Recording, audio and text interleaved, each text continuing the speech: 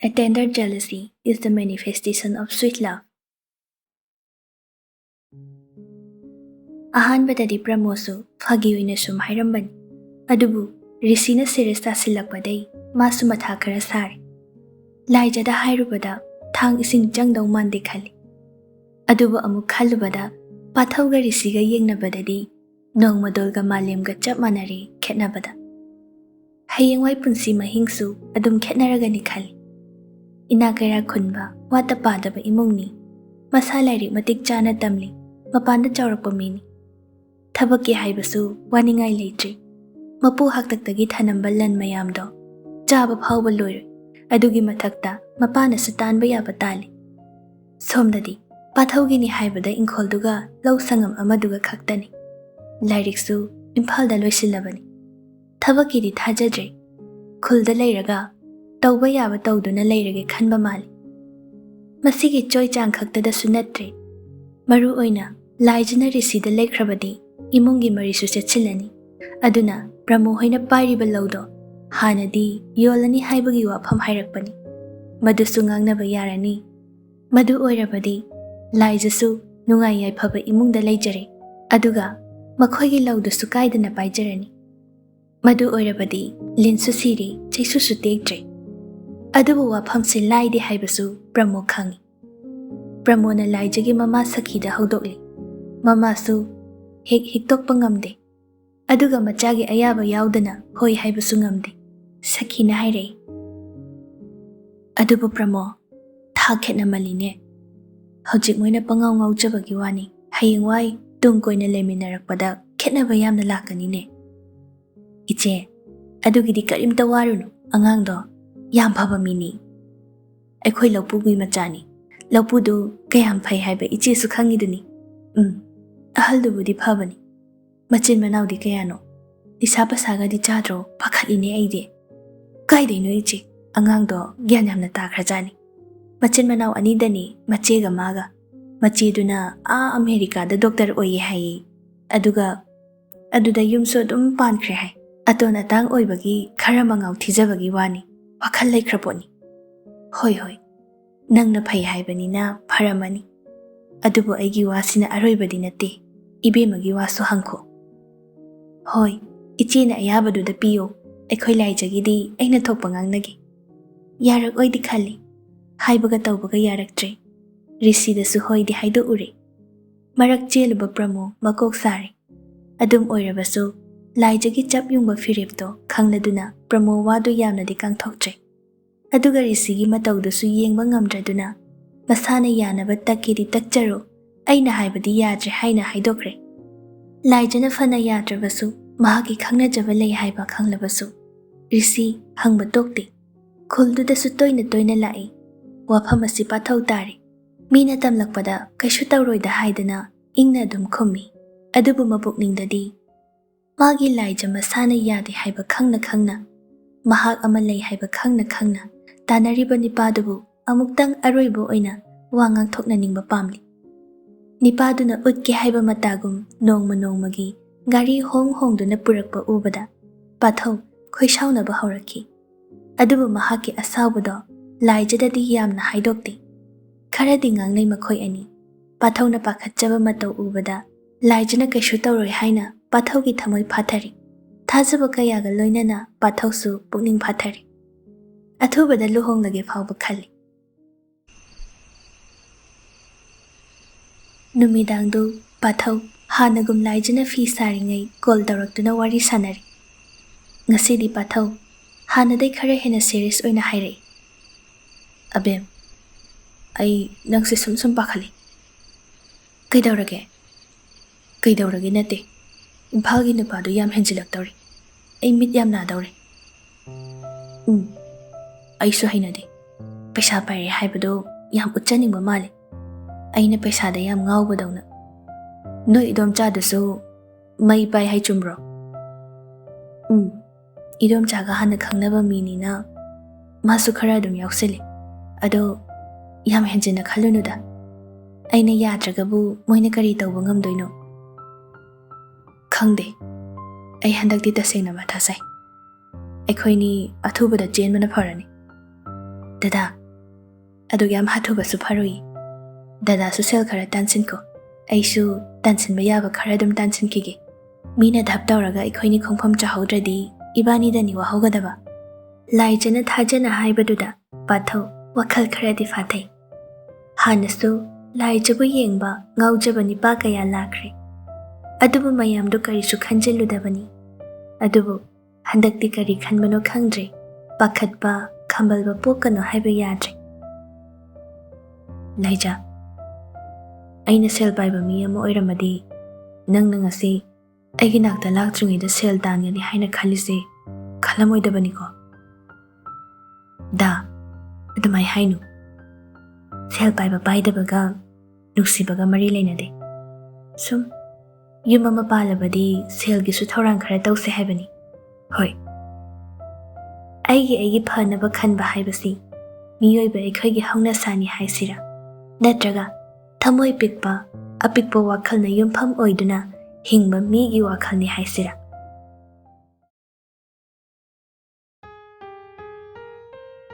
Brahmo hoina pairiba risigi imungi laudo senabinaba leitre yolani haiba waphamdo nongma risi lakpada Brahmona tapna haudokli. Haudokliba mawongdu yon khidanaba makhoina adum painaba mawongda haudokpani. Risisu phana adum khali. Madugi mathakta laijabu phangnaba tanabada Brahmogi thaudang yamna chawbanina masu laugi waphamdo yoloi makhoiba sum pahengani haina thajaba piri. Milakta la khangkhraba Brahmoni khubak maidagi haujarakpani aduna kadaida kari kanaba oijaba leibagi thibasu mathokna haikre. Kanaba phangnaba hotnabada migi manak nappa nungsibinaba sinbasu haikre. Aduna bungasi mayum makai ningthina saduna macha masu lairik tamhandana hingba ngamjaribani. Adubu mayamse aihagi kananaba thibada kanagumba amagi kari mangjaba oigani haibadi thawaina khalude. Kainoni aikhoina pairiba lause yambungna yolani hairamba. Aduda nang mamanadi atopa mida yon khradi aikhoina lause ujaba phanglaroina wakhal wariba. Icha supi ido aikhoidi ibungo hoini henna khangamani. Khungangi punsi haibase. Makhata banangdi wado risina okre. Ine adugidi kashu khanbiruranu. Hanadi mayamse pabung mathantana senarambani. Haujikti aina iyamba senarani. Adugi mathakta inena laijabu iphamda sinabiraga kaidawi lau yondoino. Laudo khodoloina pitokpasu yaripotnida. Phagidu asengbasu sengdabasu machet yauri. Adubu tabada nungaiba phagi oiramali Brahmo momon nokchai. Risigi wakhalda laijabu phangani hairadi pumnamak pitokpasu ngamgani khali. Aduga Brahmogi wakhalda phagi oirabasu laudo khodol oina pitokpa haina palakpaduda malangda asa ama sagali. Sagatliba malangi asado kayamuk chumba oigani haibadi kanana su khangba ngamba natte. Adubu Brahmogi thamoidadi thabakse mai paktaba yadi khankhre.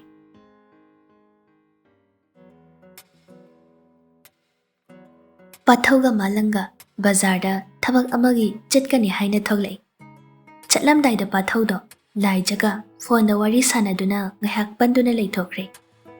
Tauridu ubada malangdi mitnabana loire. Saurangna pathauda laure. He bondu thabak chatlamdai sibhaudi phone du ngarang ngangdana leiranu. Loire kaidorage nungai khidri nangsidi. Lang tapakpani adugini. Malangi ektiba amanbado start tauna malangna makhatare. Pilabani nupi goiba nupaga tinabase phone se ngakta thade. Nangi se nupi goiba phangdabai kala iro. Kalak chade aduna horen thengna halai halakte adu adana amuk themdok themjinga ai hainade. Malangi wahaiduda pathaudo nokthore. Nokna malangda haire. Yengnaba taredana hayengwai aina tawrisidai nangna tawbana helamdoini soidrabani. Hayengwai nupiga thiraga natugi phanik suramdoini na. Chathoi yum panba kaina romance tangawba nogi thabakne do. ꯑꯗꯨꯒ ꯆꯍꯤ 50 ꯁꯨꯔꯝꯗꯥꯏꯗ ꯅꯆꯥ class 2 ꯀꯥꯕꯗꯨꯔꯣ ꯅꯪꯅ ꯄꯥꯝꯃꯤꯁꯦ? ꯑꯗꯨꯒ ꯍꯟꯅꯨꯔꯀꯥꯟꯗ romance ꯇꯧꯕꯗꯨ ꯅꯪ ꯌꯦꯡꯅꯤꯡꯕꯩ ꯋꯥꯔꯣ? ꯁꯛ ꯃꯆꯥ ꯅꯨꯄꯤꯗꯤ ꯊꯤꯅꯤꯡꯕ ꯖꯥꯠꯅꯤꯅꯦ꯫ ꯍꯣꯏ ꯑꯩꯗꯤ ꯅꯨꯄꯤꯒ ꯊꯤꯖꯔꯣꯏꯀꯣ ꯍꯥꯏꯕꯤꯗꯦ ꯍꯥꯏꯅꯤ꯫ ꯑꯩ ꯇꯨ ꯆꯥ ꯊꯥꯛꯅꯕ ꯑꯍꯤꯡ ꯍꯧꯒꯠꯇꯨꯅ ꯁꯦꯜ ꯇꯥꯟꯕ ꯆꯠꯄꯒ ꯉꯝꯖꯔꯣꯏ, ꯇꯜꯂꯤ꯫ ꯌꯦꯡꯅꯕ ꯇꯥꯔꯦꯗꯅ꯫ ꯄꯩꯁꯥ ꯊꯥꯅꯁꯤꯔꯣ? ꯊꯥꯅꯁꯤꯅꯦ꯫ ꯀꯌꯥ ꯊꯥꯅꯁꯤꯒꯦ? ꯅꯣꯏ ꯑꯣꯀꯣꯜꯗꯣ ꯑꯩ ꯂꯧꯖꯔꯒꯦ꯫ ꯑꯗꯨꯒ ꯑꯩꯅ ꯍꯥꯏꯕꯗ ꯆꯨꯝꯃꯗꯤ ꯀꯩ ꯄꯤꯒꯦꯕ? ꯆꯨꯝꯃꯣꯏ꯫ ꯅꯪ ꯅꯨꯄꯤ ꯁꯣꯏꯗꯅ ꯊꯤꯒꯅꯤ, ꯑꯗꯨꯅ ꯅꯣꯏꯒꯤ ꯑꯣꯀꯣꯜꯗꯣ ꯑꯩꯅ ꯁꯣꯏꯗꯅ ꯂꯧꯅꯤ꯫ ꯃꯔꯨꯞ ꯑꯅꯤꯗꯣ ꯅꯣꯛ ꯅꯣꯛꯇꯨꯅ ꯒꯥꯔꯤ ꯊꯧꯔꯛꯄꯗ ꯃꯦꯟ ꯔꯣꯗ ꯇꯥꯔꯦ꯫ ꯑꯗꯨꯕꯨ ꯋꯥꯔꯤꯗꯤ ꯇꯣꯛꯇꯦ꯫ ꯃꯈꯥ ꯁꯝꯊꯗꯨꯅ ꯋꯥꯟꯊ ꯋꯥꯟꯊ ꯅꯣꯛꯇꯨꯅ ꯂꯥꯛꯄꯗ ꯈꯨꯜꯗꯨ ꯐꯅ ꯌꯥꯝꯅ ꯍꯦꯟꯗꯣꯔꯛꯂꯤ꯫ ꯅꯣꯛꯃꯟꯕꯒꯤ ꯄꯥꯊꯧꯅ ꯇꯨꯡꯂꯣꯝꯗꯒꯤ ꯃꯥꯂꯪꯒꯤ ꯅꯪꯒꯜꯗ ꯈꯨꯄꯥꯛꯅ ꯁꯦꯠ ꯊꯥꯗꯨꯅ ꯍꯥꯏꯔꯛꯏ, ꯁꯛ ꯑꯔꯤꯕ, ꯒꯥꯔꯤꯗꯣ ꯐꯖꯅ ꯊꯧꯅꯦ꯫ ꯅꯣꯛꯃꯟꯕ ꯏꯕꯥꯅꯤ ꯉꯁꯤ ꯈꯣꯟꯊꯤ ꯑꯃꯗꯤ ꯁꯣꯏ ꯆꯥꯔꯅꯤ꯫ ꯍꯦꯔꯥ, ꯈꯣꯟꯊꯤꯒꯤ ꯋꯥꯗꯤ ꯅꯪꯇꯅꯤ ꯆꯥꯖꯗꯧꯕ, ꯑꯩꯈꯣꯏꯗꯤ ꯅꯨꯄꯤ ꯂꯩꯇꯕꯅꯤꯅ ꯈꯣꯟꯊꯤ ꯆꯥꯐꯝ ꯂꯩꯇꯦ꯫ ꯃꯥꯂꯪ ꯑꯩꯒꯤ ꯍꯦꯂꯤꯀꯣꯞꯇꯔꯁꯦ ꯃꯥꯂꯪꯕ ꯃꯔꯛꯁꯤꯗ ꯄꯥꯏꯍꯜꯂꯒꯦꯁꯦ꯫ ꯃꯁꯤ ꯍꯥꯏꯔꯒ ꯑꯅꯤꯗꯣ ꯒꯥꯔꯤꯗꯣ ꯌꯥꯡꯅ ꯊꯧꯗꯨꯅ ꯆꯠꯈꯤ꯫ ꯂꯝꯕꯤꯗ ꯊꯥꯎ ꯍꯥꯟꯐꯝ ꯑꯃꯗ ꯈꯥꯝꯃꯒ ꯊꯥꯎ ꯍꯥꯟꯅꯕ ꯂꯩꯔꯤꯉꯩꯗ ꯅꯥꯀꯜꯗꯒꯤ ꯊꯥꯔ ꯑꯃꯨꯕ ꯑꯃ ꯁꯠ ꯊꯧꯆꯤꯜꯂꯛꯏ꯫ ꯊꯥꯎ ꯍꯥꯜꯂꯤꯕ ꯃꯥꯂꯪꯒꯤ ꯒꯥꯔꯤꯗꯨꯗ ꯊꯦꯡꯒꯦ ꯈꯖꯤꯛꯇ ꯉꯥꯏ꯫ ꯄꯥꯊꯧꯁꯨ ꯃꯥꯂꯪꯁꯨ ꯊꯥꯎ ꯍꯥꯜꯂꯤꯕ ꯅꯤꯄꯥ ꯑꯅꯤꯗꯨꯁꯨ ꯒꯥꯔꯤꯗꯨꯅ ꯊꯧꯖꯤꯜꯂꯛꯏꯕ ꯃꯑꯣꯡꯗꯨꯗ ꯈꯪꯄ꯭ꯔꯦꯛ ꯈꯪꯏ꯫ ꯃꯥꯂꯪꯗꯤ ꯄꯥꯈꯠꯈꯤꯗꯨꯅ ꯃꯆꯤꯟ ꯊꯤꯔꯒ ꯂꯥꯎꯔꯛꯏ, ꯅꯃꯥꯏꯃꯠ, ꯒꯥꯔꯤꯕꯨ ꯑꯦꯔꯣꯄ꯭ꯂꯦꯟꯗꯧꯅ ꯊꯧꯅꯕ꯭ꯔꯣ? ꯗ꯭ꯔꯥꯏꯚꯔ ꯁꯤꯠꯂꯣꯝꯗꯒꯤ ꯋꯥꯡꯕꯅ ꯃꯀꯣꯛ ꯍꯥꯏꯐꯦꯠ ꯂꯤꯊꯣꯛꯑꯒ ꯈꯨꯝꯃꯛꯏ, ꯍꯣꯏ, ꯁꯣꯝꯒꯤ ꯑꯦꯛꯇꯤꯚꯥ ꯑꯃꯟꯕꯗꯣ ꯇꯥꯟꯅꯔꯛꯄꯗ ꯈꯔ ꯌꯥꯡꯅ ꯊꯧꯖꯔꯛꯈ꯭ꯔꯦ꯫ ꯀꯩꯁꯨ ꯁꯣꯛꯑꯝꯃꯣꯏꯗꯤ ꯈꯜꯂꯤ, ꯌꯥꯡꯃꯟꯈꯤꯗꯅ ꯈꯥꯝꯕ ꯉꯝꯖꯍꯧꯗ꯭ꯔꯦ ꯍꯥꯏꯇꯥꯔꯦ꯫ ꯌꯥꯝꯅ ꯀꯦꯡꯅ ꯈꯨꯝꯂꯛꯄꯗꯨꯗ ꯑꯅꯤꯗꯣ ꯈꯣꯏꯗꯧꯁꯨ ꯈꯔ ꯁꯥꯎꯒꯠꯂꯤ꯫ ꯃꯥꯂꯪꯅ ꯈꯔꯗꯤ ꯍꯦꯜꯂꯤ ꯁꯥꯎꯒꯠꯄ, ꯄꯥꯊꯧꯗꯤ ꯑꯁꯥꯎꯕꯗꯨ ꯎꯠꯊꯣꯛꯇꯦ꯫ ꯋꯥꯡꯕꯅ ꯋꯥꯔꯤ ꯃꯈꯥ ꯇꯥꯒꯦ ꯇꯧꯔꯤꯉꯩꯗ ꯅꯥꯀꯜꯗ ꯐꯝꯂꯤꯕ ꯔꯤꯁꯤꯅ ꯃꯥꯒꯤ ꯁꯟꯒ꯭ꯂꯥꯁ ꯃꯔꯨꯝꯗꯒꯤ ꯍꯥꯏꯐꯦꯠ ꯆꯦꯞꯊꯔꯒ ꯄꯥꯊꯧꯗ ꯌꯥꯝ ꯈꯪꯅ ꯍꯥꯏꯔꯛꯏ, ꯃꯔꯨꯞ, ꯋꯥꯔꯤ ꯑꯝꯇ ꯇꯧꯁꯤ, ꯁꯤꯗꯗꯤ ꯅꯨꯡꯉꯥꯏꯇ꯭ꯔꯦ, ꯑꯁ꯭ꯋꯥꯏꯗ꯫ ꯃꯁꯤ ꯍꯥꯏꯔꯝꯂꯒ ꯔꯤꯁꯤꯒ ꯋꯥꯡꯕꯒ ꯒꯥꯔꯤꯗꯨ ꯊꯧꯗꯣꯛꯈ꯭ꯔꯦ꯫ ꯄꯥꯊꯧ ꯋꯥꯡꯕꯒꯤ ꯃꯁꯛꯇꯤ ꯈꯪꯗꯦ, ꯊꯑꯣꯏꯅ ꯊꯤꯖꯤꯜꯂꯨꯗꯕꯒꯤꯅꯤ꯫ ꯑꯗꯨꯕꯨ ꯔꯤꯁꯤꯒꯤ ꯃꯁꯛꯇꯤ ꯃꯨꯟꯅ ꯈꯪꯏ꯫ ꯅꯣꯡꯃꯇ ꯊꯦꯡꯅꯔꯨꯕ ꯅꯠꯇꯦ, ꯑꯗꯨꯕꯨ ꯂꯥꯏꯖꯗ ꯀꯥꯔꯟ ꯇꯥꯏ ꯍꯥꯏꯕ ꯄꯥꯎ ꯇꯥꯕꯗꯒꯤ ꯀꯅꯥꯅꯣ ꯀꯔꯤꯅꯣ ꯂꯣꯏꯅ ꯊꯤꯗꯣꯛꯈ꯭ꯔꯕꯅꯤ, ꯑꯗꯨꯅ ꯉꯛꯅ ꯊꯣꯛꯇꯦ꯫ ꯄꯥꯊꯧ ꯁꯛꯐꯝ ꯈꯔ ꯍꯟꯖꯤꯜꯂꯤ, ꯑꯗꯨꯒ ꯃꯈꯣꯜꯁꯨ ꯇꯞꯂꯞꯅ ꯃꯥꯂꯪꯗ ꯍꯥꯏꯔꯛꯏ, ꯚꯥꯏ, ꯃꯅꯤꯡꯗ ꯒꯥꯔꯤ ꯃꯌꯥꯝ ꯂꯥꯛꯏ, ꯊꯧꯗꯣꯛꯑꯁꯤ꯫ ꯃꯥꯂꯪꯁꯨ ꯚꯥꯞ ꯇꯥꯔꯤ, ꯀꯔꯤꯁꯨ ꯍꯥꯏꯗꯦ, ꯃꯥꯁꯨ ꯇꯨꯃꯤꯟꯅ ꯊꯧꯔꯤ꯫ ꯈꯔ ꯊꯧꯔꯒ ꯂꯝꯕꯤꯒꯤ ꯑꯣꯏꯔꯣꯝ ꯊꯪꯕ ꯅꯥꯀꯜ ꯑꯃꯗ ꯍꯧꯔꯤꯕ ꯎꯖꯥꯎꯗꯨꯒꯤ ꯃꯈꯥꯗ ꯉꯁꯥꯏꯒꯤ ꯒꯥꯔꯤꯗꯣ ꯈꯥꯝꯗꯨꯅ ꯂꯩꯕ ꯎꯕꯗ ꯄꯥꯊꯧ ꯃꯥꯂꯪꯗ ꯊꯧꯖꯤꯜꯂꯣ ꯍꯥꯏꯔꯛꯏ꯫ ꯔꯤꯁꯤꯒ ꯋꯥꯡꯕꯒ ꯒꯥꯔꯤꯗꯨꯒꯤ ꯅꯥꯀꯜꯗ ꯂꯦꯞꯇꯨꯅ ꯂꯩꯔꯝꯕꯗꯣ ꯄꯥꯊꯧꯒ ꯃꯥꯂꯪꯒ ꯂꯥꯛꯄ ꯎꯕꯗ ꯂꯩꯊꯣꯔꯛꯏ꯫ ꯌꯥꯝꯅ ꯃꯨꯛꯅ ꯑꯩ ꯃꯉꯥꯏꯔꯦ ꯍꯥꯏꯕ ꯃꯇꯥꯒꯨꯝ ꯂꯦꯞꯂꯤꯕꯅꯤ꯫ ꯁꯟꯒ꯭ꯂꯥꯁꯇꯨꯁꯨ ꯂꯧꯊꯣꯛꯇꯦ꯫ ꯅꯨꯡꯁꯥꯗꯨ ꯀꯌꯥꯃꯨꯛ ꯁꯥꯕ ꯖꯥꯠꯅꯣ ꯈꯪꯗꯦ, ꯎꯈꯥꯗꯨꯗ ꯂꯦꯞꯄꯗꯣ꯫ ꯅꯤꯄꯥ ꯑꯅꯤꯗꯨ ꯋꯥꯡꯕ ꯍꯥꯏꯔꯞ ꯃꯥꯟꯅꯩ, ꯑꯗꯨꯕꯨ ꯅꯨꯄꯥ ꯊꯣꯛꯄ ꯁꯛꯇꯝꯗꯤ ꯔꯤꯁꯤꯗꯒꯤ ꯄꯥꯊꯧꯅ ꯇꯥꯕ ꯅꯠꯇꯦ꯫ ꯈꯨꯡꯒꯪ ꯃꯆꯥ ꯑꯣꯏꯖꯔꯕꯁꯨ, ꯋꯥꯡ ꯆꯥꯎꯏ, ꯇꯕꯥ ꯇꯕꯥꯕ ꯁꯕꯥꯜ ꯑꯣꯏꯖꯔꯕꯁꯨ ꯅꯨꯄꯥ ꯑꯃꯒꯤ ꯁꯑꯣꯡ ꯁꯥꯗꯥ ꯆꯞ ꯆꯥꯕ ꯁꯥꯗꯥꯅꯤ꯫ ꯃꯐꯤ ꯃꯔꯣꯜ ꯔꯤꯁꯤꯒꯨꯝ ꯑꯇꯥꯡꯕ ꯁꯦꯠꯇ꯭ꯔꯕꯁꯨ ꯆꯤꯡꯂꯦꯝꯕ ꯃꯥꯏꯊꯣꯡꯗꯨꯗ ꯃꯒꯨꯟ ꯂꯩꯕ ꯃꯤꯠꯂꯨ ꯑꯅꯤꯗꯨꯒ ꯈꯗꯥꯡ ꯇꯥꯔꯛꯄꯒꯤ ꯖꯣ ꯂꯥꯏꯟ ꯑꯗꯨꯒꯗꯤ ꯔꯤꯁꯤꯅ ꯍꯦꯟꯖꯤꯟꯕ ꯉꯝꯗ꯭ꯔꯦ꯫ ꯄꯥꯊꯧꯅ ꯔꯤꯁꯤꯒꯤ ꯃꯅꯥꯛꯇ ꯍꯥꯏꯐꯦꯠ ꯆꯪꯁꯤꯜꯂꯛꯏ꯫ ꯃꯃꯥꯏꯗꯤ ꯆꯨꯝꯗ꯭ꯔꯤꯡ ꯑꯍꯥꯡꯕ ꯂꯧꯕꯨꯛꯇꯨꯗ ꯊꯝꯂꯒ ꯈꯨꯠ ꯑꯃꯅ ꯈꯣꯡꯒ꯭ꯔꯥꯎ ꯄꯣꯀꯦꯠ ꯑꯃꯗ ꯍꯨꯝꯂꯒ ꯍꯥꯏꯔꯛꯏ, ꯑꯩꯗꯤ ꯊꯕꯛ ꯆꯠꯄꯗ ꯃꯤꯅ ꯈꯥꯝꯃꯛꯄꯁꯦ ꯌꯥꯝ ꯍꯩꯅꯗꯦ꯫ ꯑꯩꯒꯤ ꯃꯇꯝ ꯌꯥꯝ ꯀꯥꯏ, ꯁꯣꯝꯅ ꯍꯥꯏꯅꯤꯡꯂꯤꯕꯁꯦ ꯀꯔꯤꯅꯣ ꯁꯝꯂꯞꯅ ꯊꯝꯕꯤꯌꯨ꯫ ꯔꯤꯁꯤꯒꯤ ꯋꯥꯈꯜꯗ ꯈꯨꯡꯒꯪ ꯃꯆꯥꯅꯤ ꯃꯥꯅ ꯏꯔꯥꯏ ꯂꯥꯏꯅ ꯉꯝꯅꯤ ꯈꯜꯂꯨꯔꯒ ꯄꯥꯊꯧꯅ ꯉꯥꯡꯊꯣꯔꯛꯂꯤꯕ ꯋꯥꯉꯥꯡꯁꯤꯗ ꯃꯥꯒꯤ ꯏꯒꯣꯗ ꯇꯤꯡ ꯂꯥꯎꯅ ꯄꯥꯟꯕꯒꯨꯝ ꯇꯧꯏ꯫ ꯀꯅꯥꯅꯣ ꯀꯔꯤꯅꯣ ꯁꯛ ꯇꯥꯛꯅꯗ꯭ꯔꯁꯨ ꯑꯅꯤꯗꯣ ꯈꯪꯅꯔꯤ, ꯑꯗꯨꯅ ꯋꯥꯔꯤꯗꯨꯗ ꯗꯥꯏꯔꯦꯛ ꯂꯥꯛꯅꯔꯤ꯫ ꯔꯤꯁꯤ ꯍꯥꯏꯐꯦꯠ ꯀꯔꯦꯝꯅꯕ ꯃꯤꯅꯣꯛ ꯑꯃꯗ ꯍꯥꯏꯔꯛꯏ, ꯚꯥꯏ, ꯑꯇꯩ ꯅꯠꯇꯦꯗ, ꯚꯥꯏ ꯍꯣꯏꯒꯤ ꯈꯨꯜꯁꯤꯗ ꯑꯩꯅ ꯌꯥꯝꯅ ꯅꯨꯡꯁꯤꯖꯕ ꯅꯨꯄꯤ ꯑꯃ ꯂꯩꯔꯤ꯫ Mamingna Laija kawi.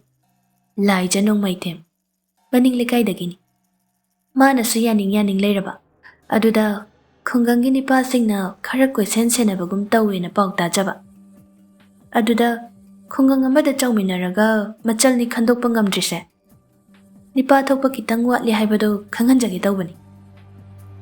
Pathausu chingi landa nopte nokfet tawraga sat khumdore. Asuk chakhatla matamsida awoyoida haijilaga masana yadaba nupiga se koitan tanadana. Namdana koigi khaliba nipasingse aidi nokningi. Mathau phajana leite takpani. Risisu sat oktuna hairei. Handakti pathaugi awatpa yenglaga haige matagum hairakpani. Hoi, chumamba yai. Aduda masak matau phajakhrabi amana punsi chuppa laurang suraga chakhomgi maikhu manamda punsi lengadabado yam pamujaba haitare. Hoi, yengbiba tare. Hayengwai laurang suhallaga chaksangi maikhu manamda punsi lenbra lendabra haibado mayamna dum khangjarakanida. Thoidokna maduda wabirunu. Pathaugi mong hadana iseng littana pirakliba paukhomduda risi khumpham leitre. Khoidausu saugatlabani. Adubu mana wa makha samthaba nangdringaida pathauna makha settare. Handakti pathau risida onsilai. Laijadi maugi singda changadabsu kuidre. Aduna atopa ama matam leiringaida yengbihawbana phani khali. Kona aigi nupina maram oiraga nupi phanghaudre kaina badanamga pirakpado pamjadaba haitare. Makutta siriba khudangarido haifet thangatlaga pung yengi.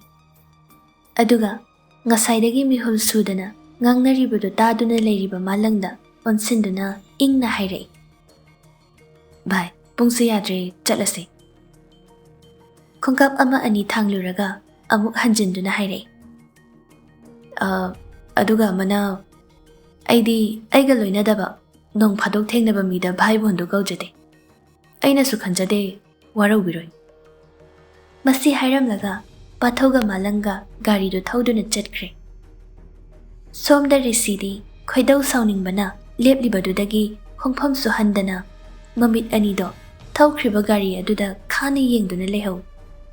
Wangbasu karisu haidana adum lehaubani. Chatkraba kanda risida I hapli. Herabai, leikhom leinang manambhaw koktabasinaga helanya ponte. Yam aphawga su sarine. Risi karisu khumde nokfet tawduna lambiduda chumdring yengduna leiri. Sanglaba lambido malang wa machet amata su kangthokte. Garidu chumdring thawri. Pathausu sor holi haiba phaw khangdana tumin malangi maningda tongli. Malang di khangi saugandaba nipase phajana sauri haiba. Saubu saukraba wa machet ama phaw nganglaklaroi. Somdana risiga wangbaga direct Laija hoigi khulda lakli aduga tawge haiba matagum namdana Laijabu unanabu hotnari. Phone number su pigano haina pramona pibadagi laikhrabani. Aduna Laija hoigi thongal manakta garido khamlaga hanjin number duda call tawsili. Nahan nongma unknown number gi call ni kanano haidana paikhatlubada risi oirambadai Laija handakti paikhatlaktre. Call do tawrakpada masing thingamdre. Hanjin anam kangi yauna kanna tawraklibani. Laijasu sauningman khiduna lasta block tawsinkre. Madudadi risidu upai leitraduna pramoda oina tawrakli. Aduga amuktang unahanbiyo haidana yam kanna request tawbadai Pramo Laijabu themba lakli. Pramo mapaldagi Laijabu kauduna changlai. Laija! O Laija! Kadom lege nangbo? Laija maningda fi suduna leiri tadaba nate thawoina tasinadribani. Mayamdo mama sakhidi khangjadabanina madom chana kauraga khumde manakali haiduna su chaibiri. Pramona Haima aina ngasaidai kaurisi tadro nangbo? Tadi idomcha kai leirage. Kaishu khangdaba saraga hanglaklibani. Nangbu ibungodo thongal sida leirise ngasaidaini call tawsu paikhatte hai. ꯀꯣꯜꯗꯨ ꯐꯥꯎꯗꯤ ꯄꯥꯏꯈꯠꯂꯨꯗꯅ ꯅꯪꯁꯨ. ꯑꯁ, ꯌꯥꯝ ꯍꯩꯅꯗꯦ ꯏꯗꯣꯝꯆꯥ, ꯑꯩ ꯇꯜꯂꯤ. ꯑꯄꯪꯕꯤꯁꯤꯗꯤ. ꯃꯤꯅ ꯅꯪꯕꯨ ꯍꯥꯠꯀꯦ ꯍꯥꯏꯕꯗꯤ ꯅꯠꯇꯦꯗꯅ. ꯊꯣꯡꯒꯥꯜꯁꯤꯗ ꯂꯦꯞꯇꯅ ꯂꯩꯔꯤꯁꯦ ꯐꯖꯔꯤꯕ꯭ꯔꯥ ꯌꯦꯡꯉꯨ. ꯅꯪꯒ ꯎꯅꯗ꯭ꯔꯤꯐꯥꯎ ꯆꯠꯂꯣꯏꯅ ꯂꯩꯈ꯭ꯔꯦ. ꯃꯤꯅ ꯅꯪ ꯑꯣꯏꯅ ꯉꯥꯡꯅꯕ ꯇꯥꯔꯦꯅꯦ. ꯑꯁ, ꯏꯗꯣꯝꯆꯥ, ꯑꯩ ꯃꯥ ꯀꯩꯗꯧꯕꯩ ꯎꯅꯗꯣꯏꯅꯣ? ꯑꯗꯨꯒ ꯀꯩꯗꯧꯕꯩ ꯀꯣꯜꯁꯨ ꯄꯥꯏꯈꯠꯇꯣꯏꯅꯣ? ꯃꯔꯝ ꯂꯩꯇꯦ, ꯑꯩ ꯇꯜꯂꯤ. ꯄ꯭ꯔꯃꯨ ꯁꯥꯎꯅꯤꯡꯂꯕꯅꯤ, ꯑꯗꯨꯕꯨ ꯐꯥꯊꯔꯒ ꯏꯪꯅ ꯑꯃꯨꯛ ꯊꯦꯝꯂꯛꯏ. ꯂꯥꯏꯖꯥ, ꯅꯪꯕꯨ ꯏꯗꯣꯝꯆꯥꯅ ꯍꯥꯏꯕꯁꯦ ꯑꯝꯇꯗꯤ ꯌꯥꯎꯗꯅ. ꯍꯣꯏ, ꯀꯣꯏꯕꯨ ꯀꯣꯏꯔꯁꯨ ꯅꯪꯅ ꯄꯥꯝꯗꯦ, ꯀꯣꯏꯅꯗ꯭ꯔꯁꯨ ꯀꯥꯏꯗꯦ. ꯑꯗꯨꯗ ꯀꯣꯜ ꯐꯥꯎ ꯄꯥꯏꯈꯠꯇꯕ ꯍꯥꯏꯗꯨꯗꯤ ꯅꯪꯁꯨ ꯏꯗꯣꯝꯆꯥꯒꯤ ꯃꯥꯏ ꯈꯔ ꯌꯦꯡꯉꯨꯗꯅ. ꯂꯥꯏꯖꯥ ꯀꯔꯤꯁꯨ ꯈꯨꯝꯗꯦ. ꯌꯥꯝ ꯀꯟꯅ ꯆꯤꯟꯗꯥ ꯄꯥꯎꯗꯥꯅꯕꯁꯨ ꯇꯜꯂꯤ. ꯃꯗꯣꯝꯆꯥꯅ ꯍꯟꯗꯛ ꯃꯉꯣꯟꯗ ꯇꯛꯏꯕ ꯃꯑꯣꯡꯁꯦ ꯍꯥꯟꯅꯒ ꯃꯥꯟꯅꯗꯦ. ꯃꯥꯏ ꯂꯩꯗꯨꯅ ꯆꯦꯟꯕ ꯌꯥꯔꯣꯏꯗꯕ ꯃꯑꯣꯡꯗꯅꯤ. ꯄ꯭ꯔꯃꯣꯅ ꯊꯦꯝꯃꯤꯉꯩꯗꯨꯗ ꯂꯥꯏꯖꯥꯒꯤ ꯃꯧꯄ꯭ꯋꯥ ꯕꯣꯏꯅꯥꯎ ꯆꯪꯂꯛꯇꯨꯅ, ꯆꯦ, ꯀꯅꯥꯅꯣ ꯉꯁꯥꯏꯗꯩ ꯊꯣꯡꯒꯥꯜꯁꯤꯗ ꯍꯣꯔꯟ ꯂꯤꯁꯤꯡꯂ ꯈꯣꯡꯉꯤꯁꯦ? ꯂꯥꯏꯖꯥꯒ ꯄ꯭ꯔꯃꯣꯒ ꯋꯥ ꯑꯃꯠꯇ ꯈꯨꯝꯗꯦ. ꯕꯣꯏꯅꯥꯎ ꯃꯈꯥ ꯇꯥꯔꯛꯏ. ꯍꯩꯅꯗꯦꯀꯣ, ꯂꯩꯀꯥꯏ ꯃꯤꯅ ꯐꯖꯅ ꯀꯩꯁꯨ ꯉꯥꯡꯅꯔꯝꯃꯣꯏ. ꯃꯁꯤ ꯍꯥꯏꯔꯝꯂꯒ ꯕꯣꯏꯅꯥꯎ ꯃꯥꯒꯤ ꯀꯥꯗ ꯆꯪꯈ꯭ꯔꯦ. ꯂꯥꯏꯖꯥ ꯍꯣꯏꯒꯤ ꯊꯣꯡꯒꯥꯜꯗ ꯒꯥꯔꯤ ꯃꯆꯥ ꯇꯣꯡꯕ ꯅꯤꯄꯥ ꯅꯍꯥꯁꯤꯡ ꯃꯔꯛ ꯃꯔꯛꯇ ꯂꯥꯛꯄꯗꯣ ꯕꯣꯏꯅꯥꯎꯁꯨ ꯈꯪꯏ. ꯃꯁꯤꯒꯤ ꯃꯊꯛꯇ ꯃꯆꯦꯒ ꯄꯥꯊꯧꯒ ꯈꯪꯅꯕꯁꯨ ꯕꯣꯏꯅꯥꯎꯁꯨ ꯈꯔꯗꯤ ꯈꯪꯏ. ꯑꯗꯨꯅ ꯂꯥꯛꯏꯕꯁꯤꯡꯗꯣ ꯀꯩꯁꯨ ꯈꯜꯂꯨꯗꯦ. ꯑꯗꯨꯕꯨ ꯁꯨꯝ ꯍꯦꯟꯖꯤꯜꯂꯛꯄꯗꯨꯗꯗꯤ ꯃꯆꯦꯗ ꯍꯥꯏꯔꯛꯂꯤꯕꯅꯤ. ꯄ꯭ꯔꯃꯣꯅ ꯍꯥꯏꯔꯛꯏ. ꯑꯁꯤ ꯕꯣꯏꯅꯥꯎ ꯐꯥꯎ ꯈꯪꯏ, ꯐꯖꯔꯤꯕ꯭ꯔꯥ ꯅꯪꯕꯣ? ꯂꯥꯏꯖꯥꯗꯣ ꯍꯟꯗꯛꯇꯤ ꯌꯥꯔꯔꯣꯏ, ꯀꯔꯤꯅꯣ ꯑꯔꯣꯏꯕ ꯑꯃ ꯍꯥꯏꯕꯅ ꯐꯔꯅꯤ ꯈꯜꯂꯤ. ꯏꯗꯣꯝꯆꯥ, ꯑꯩ ꯌꯥꯝ ꯇꯜꯂꯦ, ꯑꯗꯣ ꯏꯗꯣꯝꯆꯥꯒꯤ ꯃꯥꯏ ꯌꯦꯡꯉꯒ ꯑꯩ ꯀꯣꯜꯗꯤ ꯄꯥꯏꯈꯠꯂꯒꯦ, ꯎꯅꯕꯗꯤ ꯎꯅꯔꯔꯣꯏ. ꯄ꯭ꯔꯃꯣ ꯋꯥ ꯍꯦꯛ ꯁꯪꯏ. ꯑꯗꯨꯕꯨ ꯔꯤꯁꯤꯅ ꯄꯥꯝꯂꯤꯕꯗꯤ ꯎꯅꯕꯗꯨꯅꯤ. ꯑꯗꯨꯅ, ꯍꯩ, ꯐꯣꯟꯗ ꯋꯥꯔꯤ ꯁꯥꯕꯗꯨꯗꯤ ꯃꯤꯅ ꯋꯥ ꯑꯣꯏꯅ ꯂꯧꯈꯤꯔꯣꯏ. ꯑꯁꯦꯡꯕꯗꯣ ꯎꯅꯊꯣꯛꯑꯒ ꯑꯔꯣꯏꯕ ꯑꯣꯏꯅ ꯍꯥꯏꯅꯧ. ꯑꯁ, ꯏꯗꯣꯝꯆꯥ, ꯍꯣꯔꯦꯟꯗꯥ ꯄꯥꯊꯧꯅ ꯑꯃꯨꯛ ꯈꯪꯈ꯭ꯔꯗꯤ ꯅꯨꯡꯉꯥꯏꯔꯣꯏꯌꯦ. ꯑꯩ ꯐꯣꯟꯗꯣ ꯑꯣꯏꯅ ꯑꯗꯨꯝ ꯄꯥꯏꯈꯠꯂꯒꯦ, ꯎꯅꯕꯗꯤ ꯇꯜꯂꯤ. ꯍꯩꯃꯥ, ꯀꯃꯥꯏ ꯈꯪꯗꯣꯏꯅꯣ? ꯑꯩꯈꯣꯏꯗ ꯀꯧꯁꯤ. ꯅꯪ ꯀꯀꯥꯁꯨ ꯂꯩꯕ ꯅꯠꯇꯦ, ꯊꯣꯏꯅꯥꯎꯁꯨ ꯇꯨꯏꯁꯟ ꯆꯠꯈꯤ, ꯀꯩꯁꯨ ꯇꯧꯔꯣꯏ. ꯇꯟꯅ ꯇꯟꯅ ꯍꯣꯏ ꯍꯥꯏꯔꯤ. ꯂꯥꯏꯖꯥ ꯇꯟꯕꯅꯗꯤ ꯂꯣꯏꯔꯕꯅꯤ. ꯃꯗꯣꯝꯆꯥꯗꯁꯨ ꯁꯥꯎꯅꯤꯡꯂꯤ. ꯀꯔꯤꯒꯤ ꯃꯁꯥꯅ ꯌꯥꯗ꯭ꯔꯦ ꯍꯥꯏꯔꯐꯥꯎ, ꯄꯥꯊꯧꯒ ꯅꯨꯡꯁꯤꯅꯖꯩ ꯈꯪꯂꯐꯥꯎ, ꯀꯔꯤꯒꯤ ꯃꯆꯥꯒꯨꯝꯕꯤꯅꯤ ꯍꯥꯏꯔꯒ ꯃꯆꯥꯒꯤ ꯑꯄꯥꯝ ꯄꯥꯝꯗ ꯈꯪꯗ꯭ꯔꯤꯕꯅꯣ ꯈꯜꯂꯤ.